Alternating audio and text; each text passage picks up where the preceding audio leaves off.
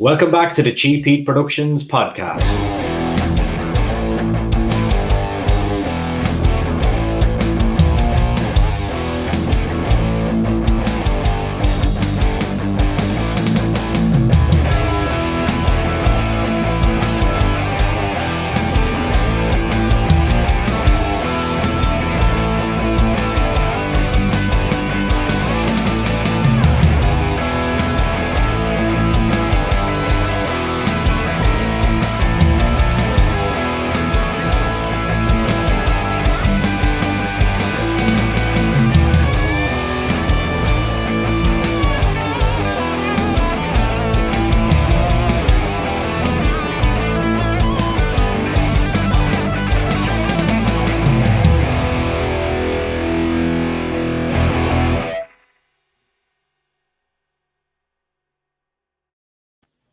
Okay, welcome back to the show, and we have a returning guest.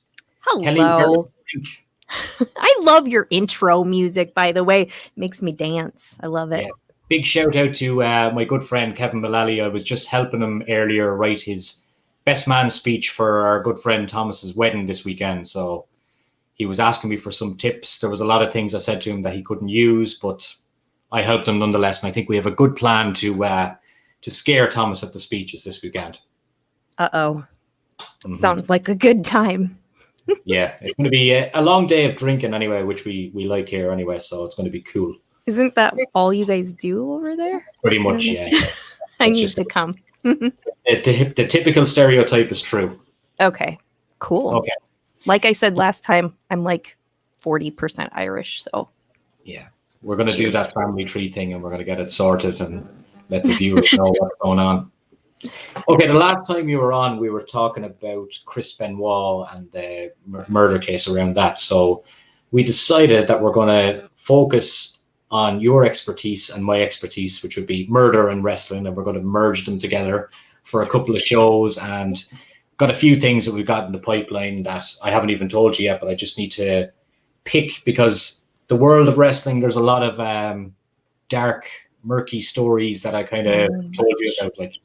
Yeah, there's a lot of, conspiracy, murder, sex, drugs, all the stuff that's story worthy happens in the wrestling world. It's crazy.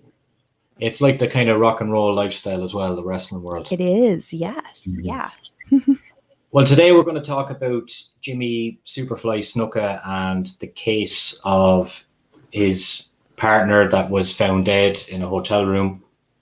And kind of circumstances behind that. Obviously, Jimmy Snuka was a very famous wrestler all around the world in the 80s. What do you know about him yourself, looking from the outside in? So, what do I know about him? Okay, so, I got to remind everyone, I'm not really big into wrestling. I'm getting more into it, and I love like UFC and MMA and stuff like that. But wrestling, all I remember is from like when I was a kid, WWF wrestling was big, and that's what he was a part of, right? WWF and then WWE, I think, right? So I just know, he was Jimmy Superfly Snuka, and he was pretty like he had a lot of like moves and stuff that he was really well known for, and he would jump off the ropes, and he was just like really like one of the first of his kind in pro wrestling. He was like, everyone like really seemed to look up to him and think he was pretty cool. Am I right?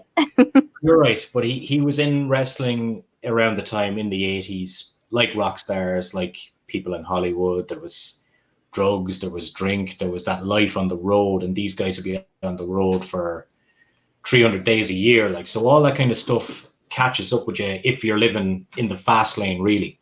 Yeah. Yeah. And it sounded like he was living maybe a little in the fast lane. The night we're going to focus on is May the 10th, 1983. A 999 call was made from Jimmy's hotel room, and the cops arrived and found his girlfriend, Nancy, was dead at the time. And the circumstances were suspicious around it. There was nobody else there except for him. And even to this day, like, it's still not really answered what happened. Yes. He has a story, though, or he had a story as to what happened, an explanation. So, yeah. Do you want to go into that? Yeah, well, when she was found, the coroner's report said that she had 24 cuts and bruises on her body and Mm-hmm. injuries to the brain. Yes. And after that, then it was obviously thought that there was violence involved in some part, but Jimmy pleaded his innocence from it. But when the deputy coroner looked at the case, he said that, I have the quote here, upon viewing the body, I would 100% suspect foul play. So that leaves them up in a really bad light. What did you hear about it? Do you remember hearing the story of the media? Yeah, I don't remember hearing the story, but in the research that I've done and what I've read is that he and Nancy were kind of just messing around, having fun. They were on a trip or wherever they were out of town near their hotel, and they were kind of wrestling and just playing around. And she fell, hit her head on the concrete, and that's how she got hurt. That's what he said. And then, yeah, when they found her in bed, but I don't think she was dead yet, is what I think I read, that she wasn't dead yet, but that she died shortly thereafter. And she had a brain bleed and lots of injuries that seemed different than what you would get just kind of wrestling around and playing around with your mate there. So, yeah, it was very suspicious for sure. Yep. Yeah. It seemed that she had like a bad blow to the head, which Yes. could have been caused by maybe them fooling around. But then Totally. Yeah, I mean, it happens all the time. People are just messing around and someone will fall and unexpectedly and hit their head, and totally not malicious or intended at all, but they will, suffer a fatal injury just innocently.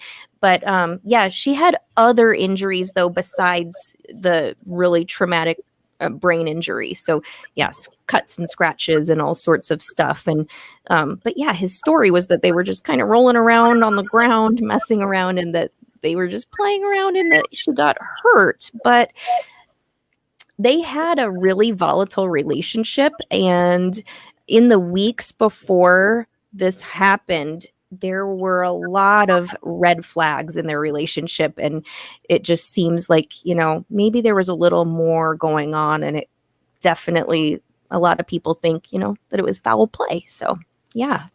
Yeah. I found it interesting that 2 years later, like Jimmy was kind of pleading innocence from all this, but her family took him to court and won a lawsuit for $500,000. Yeah. Yeah. Do you guys have stuff like that happen there in Ireland? Because I know, like, here, someone could be found not guilty of murder, but because of the overwhelming evidence in a case, they can still sue the person in a civil suit and get money, like get a monetary compensation or something, just because there's like overwhelming evidence that seems like they did it. And then, they owe money to the family or whatever then. So yeah, that's what happened in this case. And I'm pretty sure that happened in the O.J. Simpson case as well. So yeah, that happens. So yeah, obviously the evidence and stuff looked like, like he did it. So yeah, but ironically, he was never arrested at the time because he was Jimmy Superfly Snuka and everyone, loved him. He was famous. So they didn't arrest him. They just kind of took his word for it that, that his story was correct and he wasn't lying. And yeah, they were just messing around and it was a total accident. So he wasn't arrested at that time, although a lot of people suspected that he did it. So you reckon he kind of got away with that because he was famous, really? I think so. Because, in their whole relationship was pretty volatile. And the week before she passed away, she had told her mother that, she was leaving him once and for all. He had, he had a history of like domestic abuse, violence, things like that. And she told her mom she was done with it and she was coming home and she was going to be done with Jimmy. Well, it was like a week later and she was found dead. So I don't know, that it could be a coincidence. You never know. I wasn't there, obviously, but yeah, it just kind of seems like a lot of the stories we've heard in the past, and especially with wrestling, there's just a lot of turmoil, it seems like, in the lives of some of these pro wrestlers. It's like a magnet for that kind of. After that happened, then everything went quiet for a long time until 2015 when the case was reopened. Yes. Yeah. So, yeah. And at that time, it seems like, they had done a little more investigating. Time had passed. They had had a lot more time to research and look into the case. And they were going to pursue like an arrest. But at that time, he was like, I think he was like 73 years old or something like that. Yeah. And he was suffering from dementia, and they just weren't really able to move forward with that. And a lot of people would say that he was faking dementia. I don't know about that, but yeah, a lot of people thought he was kind of like playing up the whole dementia aspect just so that he wouldn't get charged with it. But regardless, he was not charged with that. And yeah, so no one was ever arrested for Nancy's murder, sadly. But a lot of people really do suspect that it was Jimmy who did it. So, and one thing I really want to talk about here is, well, the dementia thing, the mental illness, the drug use, steroid use, head injuries. It's a constant theme in pro wrestling stories that are tragic like this. Lots of like those head injuries really seem to manifest themselves like later in life or years later. And maybe, they might get a concussion and don't have a ton of effects from that, like right now, but like in 10 years, their life is really messed up and their brains are just not able to function at the level that they were before. And that's just, it's sad. It's a sad fact. It brings on a lot of trouble for them in their lives too. Yeah. Yeah, because he pleaded not guilty throughout the whole case, even up until the 2015, 2016, and then he passed away in 2017. So it's kind of like a situation almost like the last time we talked about the Chris Benoit case. It's like nobody will even know what happened ever. Yep, nobody will ever know. People suspect, and I mean, there's a lot of evidence that shows that that's what happened and that he did murder her. But there were only 2 people there who know for sure, and they're both gone now. So we're never going to hear the rest of the story. But I think, I don't know. I'm curious what like the wrestling fan community thinks. What was the overriding consensus there? What did people think? Did people think like that he did it? Do you think he did it? What do you think? I think that it went quiet for an awful long time until the Dark Side of the Ring episode aired. I listened to that on some podcast episodes too. It's a great show over there, and they kind of look at pro wrestling from the objective that we're looking at now in terms of crime as well. So when they put their episode out, I think it was like pretty obvious that they thought he did it as well. But it's one of those things that we just won't know. No, we're never going to know. And I mean, how do you get a severe brain injury, lots of scratches and cuts and other injuries and a brain bleed without something pretty significant happening? I mean, if they were just wrestling around, and that was his girlfriend, would he have been that hard on her, like to the point where, like, I don't think like if it was just all in good fun, he would have had it or done that to the point where she would have been fatally injured. I think it would have been more like gentle. And, I don't know. I think it's pretty obvious that that's what happened. I mean, yeah. Like I think in closing, like would say like he most likely is responsible for it. Like, but it could have been an accident that went too far. Totally. It could have been an accident, but I do think no matter what, intentional accident, whatever, she died at his hand. That's what I think.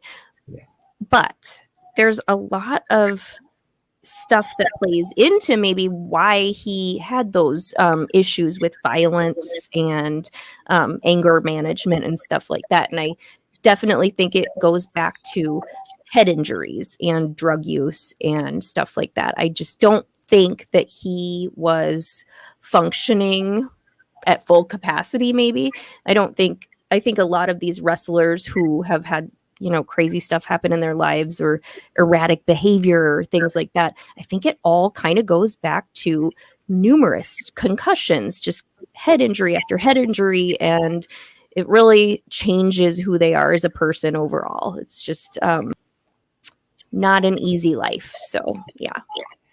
Listen, it was great to catch up with you today, and we're going to dive into another wrestling myth the next time. I haven't quite figured out what it's going to be yet, but it's going to be something a little different. It won't be a murder. Oh, okay.